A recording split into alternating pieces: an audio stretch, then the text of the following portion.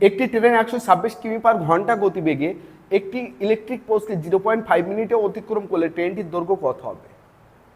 আমরা জানি ট্রেনের অঙ্কে মূলত ডি ইকুয়ালস টু এসটি, কিন্তু একক ঠিক করতে হয়।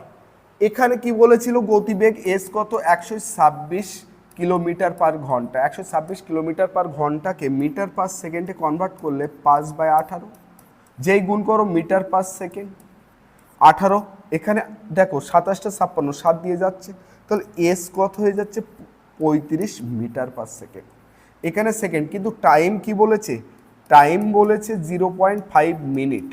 মিনিট থেকে, যেহেতু এখানে সেকেন্ড, মিনিট থেকে সেকেন্ডে যাব, 1 মিনিট সমান কত সেকেন্ড হয়, 60, 60 গুণ করলে সেকেন্ড পেয়ে যাব।